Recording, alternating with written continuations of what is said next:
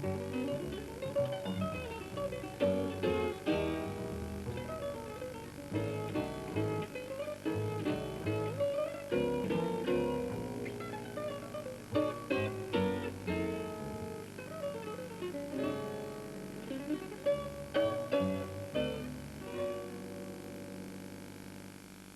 noite. Segundo um livro recentemente publicado em França e com ironia intitulado A Suíça lava mais branco, os lucros da droga, lavados e investidos, representam um mercado fantástico que atinge os 500 mil milhões de dólares por ano. O equivalente, para termos uma ideia, à totalidade dos gastos anuais de todos os países do Ocidente nas importações de petróleo. O problema da droga é em todo o mundo tão grave que o governo dos Estados Unidos, por exemplo, já não confia nos métodos tradicionais para o combater e pretende recorrer a meios paramilitares, incluindo o bombardeamento dos campos de cocaína com armas bacteriológicas. Infelizmente, a luta corajosa e sem tréguas de certos países, como a Colômbia, contra a droga, pouco efeito parece ter sobre o seu consumo a nível mundial. O problema é tão complexo que até certos líderes de opinião conservadores, como o economista Milton Friedman, aparecem a defender a despenalização da droga, esgotados que parecem estar os argumentos repressivos como forma de dissuasão.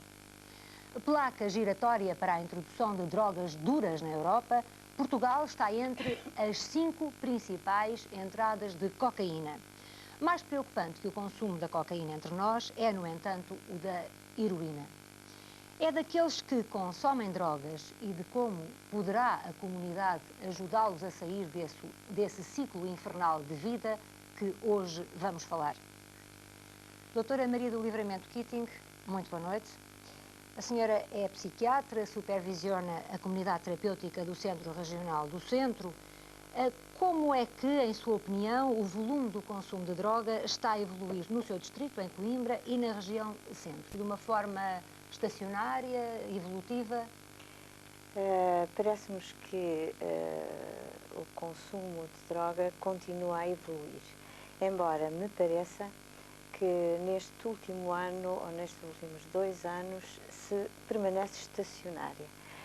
Claro que é difícil podermos avaliar bem, e só temos dois dados, penso eu, com que podemos avaliar o consumo ou a subida de droga, que são as primeiras consultas que vêm aos serviços no país, e só temos os resultados globais, e também as drogas apreendidas. As drogas que têm sido apreendidas a heroína tem subido, a cocaína tem subido também, nestes últimos 3 anos.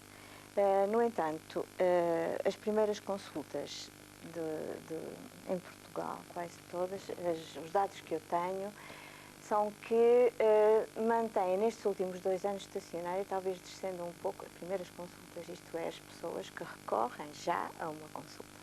Porque há muitos que consomem drogas e que não recorrem e que não vêm procurar nenhum dos serviços que neste momento existem em Portugal. Por outro lado, também é sabido que, enfim, como eu dizia na abertura deste programa, que muita dessa droga não se destina ao consumo interno, mas apenas daqui parte para outros pontos. Portugal é nisso uma placa giratória, como dizíamos.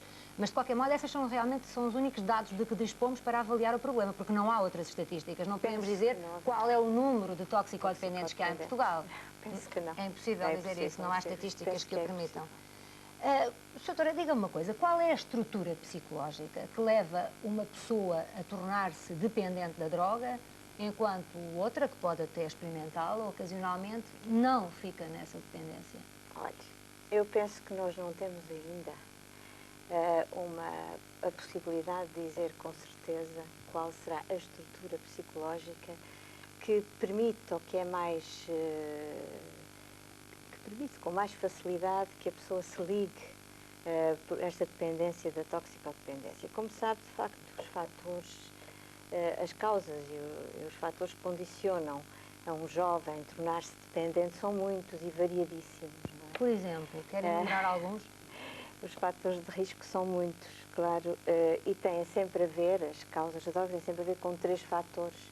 Um é a droga em si e a possibilidade que o jovem tem de a ter em qualquer sítio, não é? E a facilidade com que tem acesso a ela, portanto, a droga, portanto, o tráfico, etc. Outra é, de facto, a pessoa, o indivíduo, o jovem, como é que se relaciona com ela, e aqui é que vem a estrutura do jovem, a estrutura psicológica do jovem. E tem também a ver com todo o ambiente sociocultural e sociofamiliar e as famílias e toda a problemática afetiva que o jovem tem. Inclusivamente não só a problemática afetiva, mas também as perspectivas de vida, que neste momento são muito complicadas para um jovem, porque nós vivemos de facto numa sociedade em que de facto o lucro, a competição, todos estes valores materiais são exacerbados e, ao mesmo tempo, perspectiva-se no futuro um mundo em destruição, não é? Quer dizer, não sabemos de facto para onde é que vai o mundo, que as mudanças que existem em todas enfim, no mundo. E, portanto, o jovem põe-se vários problemas, quer dizer, de facto, temos que competir, mas competir para quê? Qual o projeto de vida? Com que objetivo? A droga vem sempre preencher um certo tipo de vazio? Eu penso que sim. E aqui vamos para a estrutura, talvez. E penso, de facto, que o que nos aparece, penso eu, com mais frequência nos toxicodependentes mais, enfim, que se ligaram à droga durante mais tempo, são as estruturas psicológicas especiais. Eu não posso dizer que o toxicómano tem uma estrutura X ou uma estrutura Y, quer dizer, uma estrutura, enfim, neurótica ou psicótica ou borderline ou qualquer coisa assim. No entanto, há características especiais nos toxicómanos que nos aparecem naqueles que mais tempo, quer dizer, que mais tempo durou a sua dependência. No modo geral, são pessoas com tendências depressivas, com personalidades estruturadas de uma maneira narcísica, enfim, chamemos estes termos técnicos, mas enfim, penso que oscilam muito entre a dificuldade de aceitar a frustração, este tipo de estruturas em que isto também se passa, e que de facto há uma possibilidade de aceitar a realidade, a frustração da realidade, o confronto com... E claro que isto tudo tem muito a ver, a meu entender, de uma estruturação psicológica, não é, ou afetiva, que a pessoa vai fazendo ao longo da vida, desde a sua infância à sua adolescência, como lidar com a adolescência, quer dizer, com a adolescência dos jovens. Eu penso que é na adolescência, de facto, isto que se inicia. Doutora, parece fácil prever que determinado tipo de jovens, eu falava, por exemplo, há pouco, há estudos que apontam nesse sentido, de que nas famílias monoparentais, por morte do pai ou da mãe, ou nas famílias de pais separados, aumenta o número, aumenta esta possibilidade da pessoa se tornar toxicodependente. Mas todos nós conhecemos casos em que não se passa nada disso. Famílias equilibradas, pais extremamente afetivos, amigos dos seus filhos, que deram a maior atenção aos seus filhos, que se ocuparam deles e onde, no entanto, os jovens caem nessa toxicodependência. Nesses casos, como é que se explica o fenómeno? Como é que se explica? É a tal estrutura psicológica apenas e o enquadramento sociofamiliar não conta? Eu penso que conta a estrutura psicológica e conta também o modo como, porque de facto eu penso que uma família tem 2, 3 filhos, 4, 5, 6, 7, claro. Vamos ficar por aí, ou um. E de facto penso que os pais têm sempre perante cada filho um investimento diferente.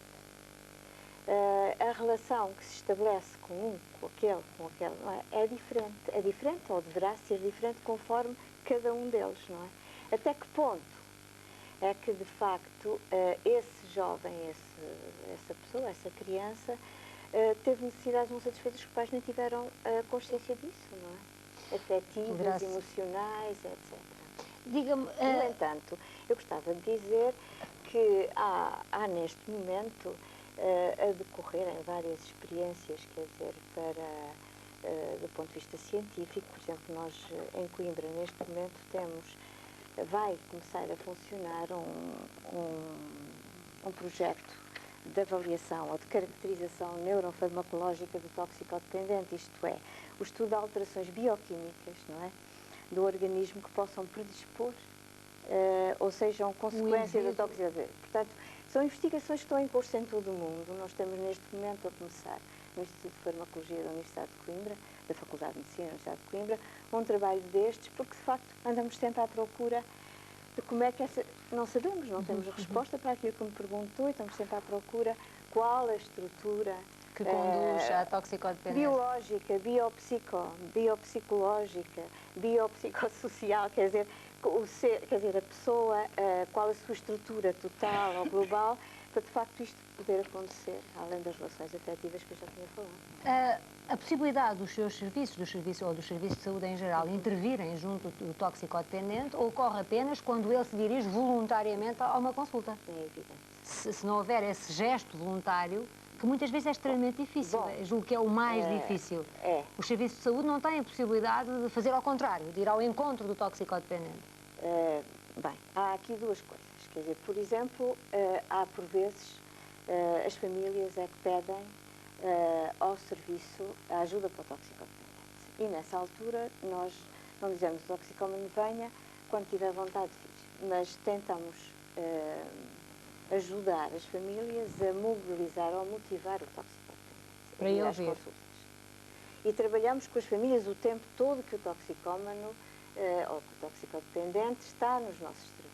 Quer dizer, ou vem ao nosso serviço, virá ou não virá, mas quer dizer, se vier. Portanto, há dois trabalhos em paralelo, um trabalho com o toxicodependente, se ele vier, e com a família. Concomitante.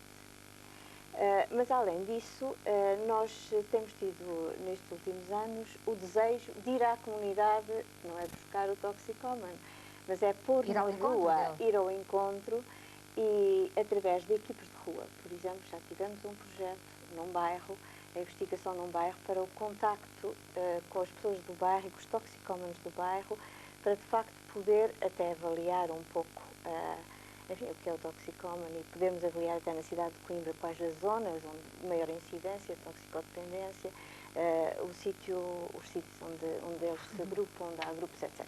E como é que decorreu essa experiência? Decorreu razoavelmente. Não é fácil para uma equipe de rua, nós chamamos uma equipe de rua, ir aos locais, contactar, etc., porque os jovens fecham-se nos cafés, em todas essas zonas. E provavelmente também não gostam desse tipo de abordagem, não? Mas era, de facto, uma abordagem para o conhecimento deles próprios. Quando foi até o conhecimento dos toxicodependentes, das suas estruturas, dos seus desejos, foi bem. Quando, de facto, se começa a tentar motivar para um tratamento é mais difícil. O trabalho das equipes de rua em Coimbra só foi possível e não tem prosseguido neste momento com a ajuda do ex-toxicómano. Há estruturas de acolhimento suficientes para o número de toxicómanos que vos procuram? Não há. Principalmente neste momento, no nosso centro, a grande dificuldade é uma unidade de desintoxicação em que eles possam estar e fazer uma desintoxicação inicial, para depois se poder abordar e elaborar um programa de tratamento e motivar para outro tipo de tratamento. Essa unidade ainda não existe? Não existe. Existe, mas não está a funcionar. Por falta de meios? Quer dizer que ficam muitos toxicodependentes por tratar por falta, por exemplo, de camas para internamento também? Sim. A sua comunidade terapêutica que a doutora dirige tem lugar para 12 pessoas. É irrisório esse número, não é? Muito obrigado. Nos últimos anos, de facto, o número de pedidos de tratamento para desintoxicação por parte dos toxicodependentes aumentou. Embora a situação continue a ser alarmante no que se refere ao número de heroinómanos, muitos foram os jovens que procuraram um médico ou os serviços de saúde para deixarem a droga. Um deles, Manuel João. Muito boa noite. Que idade tem, Manuel João? 29 anos. Há quantos anos é que você está recuperado? Eu não me considero um recuperado, considero-me toxicómano em recuperação, porque não acredito que... Portanto, sinto que continuo a aprender durante toda a minha vida, mas o tempo que já passou são 3 anos.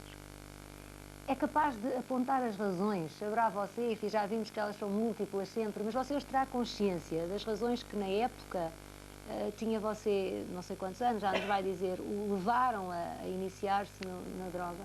Tinha 15 anos. Tem uma ideia de porque é que isso aconteceu?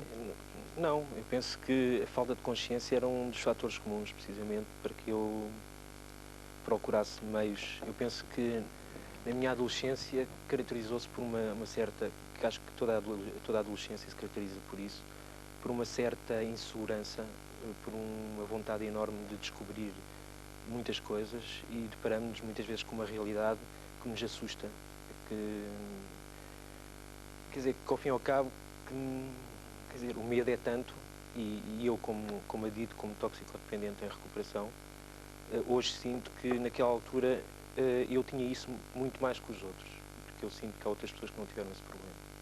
Você, segundo tivemos a oportunidade de conversar antes, não tinha falta de afeto, pelo contrário, você vem de uma família numerosa, tem 9 irmãos, e um pai e uma mãe extremamente atentos e seus amigos. Não foi o afeto que lhe faltou. Correto. Não é? É isso mesmo.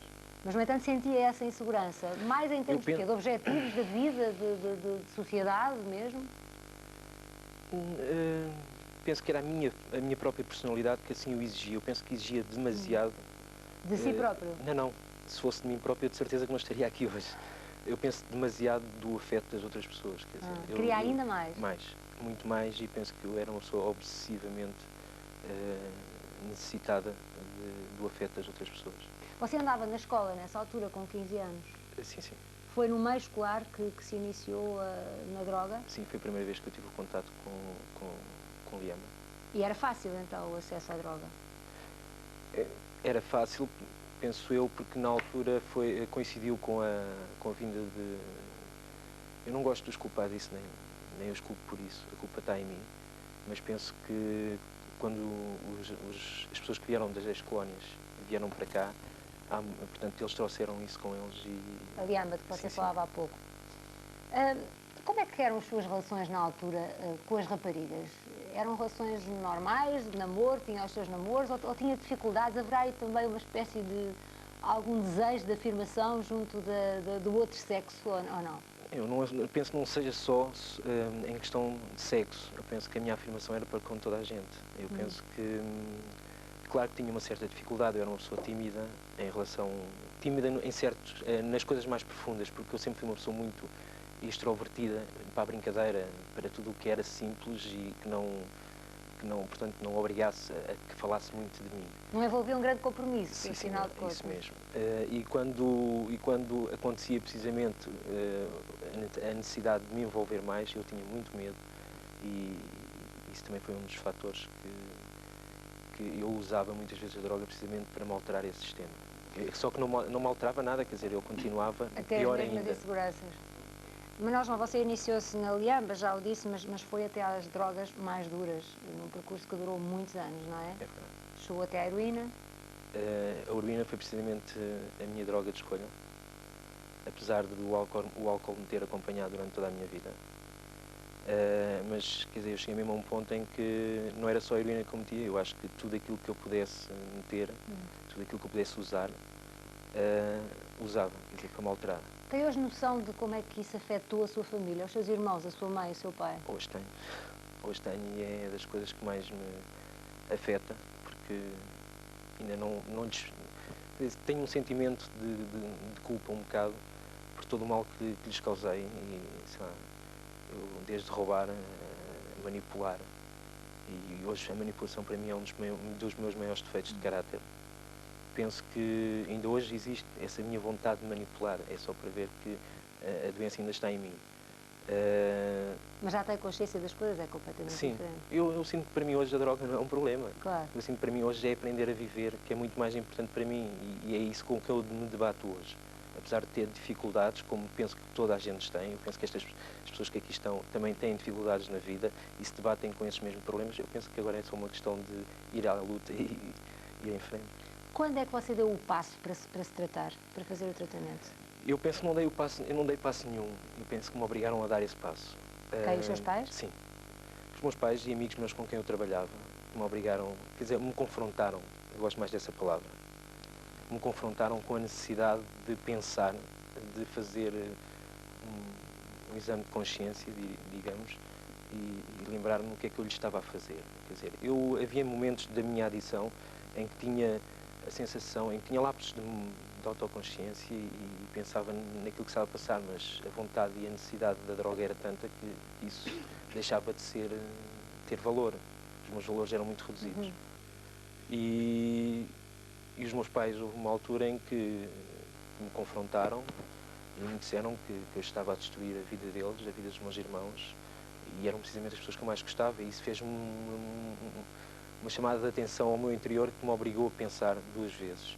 Apesar de quando eu fui para a primeira vez pedir ajuda, eu ainda fui com o pé atrás e com uma vontade enorme de manipular. E onde é que foi pedir ajuda essa primeira vez? Fui a uma instituição onde, por acaso, até já tinha ido numa das minhas tentativas de voltar atrás, porque a vida para mim já não estava a sorrir. Eu já não estava a ter domínio nenhum. Foi precisamente ao Centro de Estudos e Profilaxia da Droga. E depois você foi internado numa comunidade? Fui. Na comunidade do Restelo, mais Sim. exatamente. Como é que foi essa experiência, Manuel João?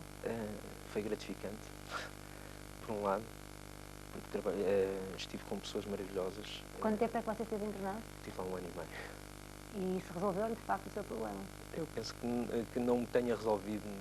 Eu neste momento não olho muito para mim. Eu olho para mim porque penso que foi um bocado a minha força de vontade que me levou a que aquele tratamento pudesse resultar em mim.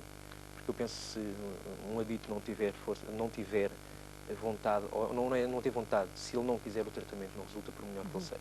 Mas você quis, nesse momento já queria, realmente? Ao princípio, quando não queria. Eu, ao princípio, tentei negociar sempre à minha maneira. O que era negociar? Era, mesmo estando lá dentro? Era tentar agarrar ainda nos trunfos. Era como se estivesse a jogar um jogo de cartas e estivesse a tentar ter uma carta na manga e que essa carta viciar, precisamente como disse a doutora. Portanto, não havia uma entrega total, digamos, ao Não. tratamento. E quando é que começou a haver? Quando eu comecei a ver com o que as pessoas me estavam, quando comecei a ter uma certa mente aberta para aceitar aquilo que as pessoas me estavam a sugerir. E para além disso, tive a sorte de ter uma pessoa como, não sei se posso mencionar, Pode mencionar, é aquilo que você Dr. entender. Domingos Neto, que foi uma pessoa Eu já vou falar extremamente dele também. maravilhosa, que para mim hoje não percebo a razão porque ele não está à frente daquele centro de tratamento. Foi uma pessoa com um amor firme tão grande Que o ajudou? que me ajudou a pensar naquilo que eu queria. Ajudou-me a olhar para dentro de mim próprio, acima de tudo. Manuel João, você acredita que qualquer toxicodependente, por mais grave que seja o grau de dependência, se pode tratar? Sem dúvida. Como é que se deu depois de sair da comunidade a sua reinserção social no mundo do trabalho? Você hoje trabalha, tem o seu trabalho normal, foi fácil, foi difícil? Você abandonou os estudos relativamente cedo. Sim, sim. Apesar disso, conseguiu um trabalho e está satisfeito profissionalmente? Eu precisava de arranjar dinheiro para qualquer coisa. Portanto, para a droga, viver. eu tinha que ganhar, não é? Por um lado, fui obrigado a ir trabalhar porque eu decidi, uma altura em que o meu pai, de confronto, me perguntou entre o querer estudar e não querer estudar. E nessa altura, se não queres estudar, vais trabalhar, vais ganhar a tua vida, vais ver o que é que custa viver. E eu fui, mas só que nunca tive o equilíbrio do valor do dinheiro. E o dinheiro, ainda hoje é um bocado difícil. Nunca tive esse equilíbrio, nunca tive esses valores. Mas agora está a trabalhar e tem outros objetivos, já tem objetivos na vida? Eu vou tendo, diariamente. Muito obrigada, Manuel João. As causas do consumo de drogas são, como vimos, múltiplas. Algumas radicarão, no entanto, na família. Certos estudos apontam, de facto, para uma incidência maior de casos nas famílias em que, por morte, existe um só progenitor e também nas famílias de pais separados. É do domínio do bom senso inferir que pais muito ocupados, que põem a profissão acima das relações familiares, provocam nos seus filhos um déficit no processo de identificação que dificulta a construção da personalidade dos jovens. Uma vez instalado o consumo da droga, é toda a família que é atingida. Deixar a droga passa necessariamente pela mobilização de todo o núcleo familiar. Vera Espírito Santo Ricciardi, muito boa noite. Boa noite, Maria. Dos seus 7 filhos, 2 foram toxicodependentes. Foi uma experiência... São toxicodependentes. Usando a mesma terminologia do Manuel João, são toxicodependentes em recuperação. Foi uma experiência muito dolorosa essa, certamente. Foi uma experiência muito dolorosa e que eu consegui ultrapassar, frequentando as famílias anónimas. Para explicar o que é as famílias anónimas, terei que começar pelo princípio. Eu já lá ia, de qualquer forma, eu gostava, ia com certeza perguntar-lhe, porque julgo que é útil que nos explique o que são as famílias anónimas e de que forma trabalham, mas gostava que me dissesse primeiro, e enquanto testemunho pessoal, até que ponto é que a presença de um toxicodependente numa família destrói essa família, a afeta? Afeta total e completamente. que chegamos a perder a sanidade, os pais... E os outros filhos, por exemplo? Os outros filhos não têm pachorra nem paciência para os irmãos que são toxicodependentes. Para além do mais, há com certeza um excesso de atenção dos pais em relação aos que são toxicodependentes e, portanto, menos atenção para aqueles que afinal não provocam problemas, não é? A atenção é completamente errado. Ah, é? Completamente. Depois de frequentar as famílias anónimas, nós compreendemos que esse excesso de atenção está completamente errado. Nós devemos fazer exatamente o contrário. A Vera só conseguiu começar a ajudar os seus filhos depois de frequentar as famílias anónimas? Não. Quer dizer, tentei ajudá-los por todas as formas possíveis e imagináveis, com curas de sono, com medicamentos, Passaram lá por casa 9 psiquiatras e nunca consegui nada. Só consegui, de facto, que os meus filhos fossem recuperados quando entraram para umas casas em Inglaterra, onde lhes vamos chamar clínicas, porque não são clínicas, são mais umas casas de atendimento, onde os tratam pelo sistema de Minnesota. Esse sistema de Minnesota, Maria Elisa, não sei se sabe o que é, julgo que sim. Tenho uma ideia, porque me informei, mas se nos quiser explicar brevemente...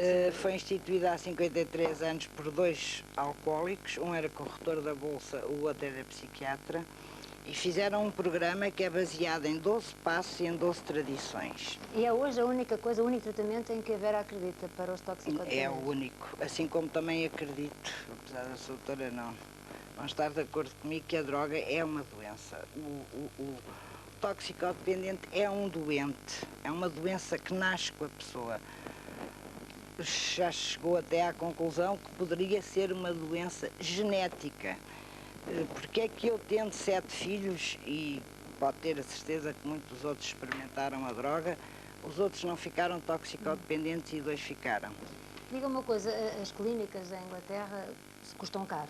Caríssimo. Só as pessoas que têm possibilidades, que têm recursos materiais para pagar umas centenas de contos por mês, que eu sei...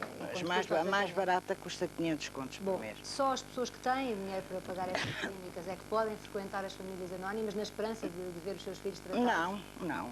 Há outros sistemas de tratamento. Cá em Portugal já há um médico, que é o Dr. Carrilho, que foi tirar o curso de Minnesota lá mesmo. E que está a aplicar o método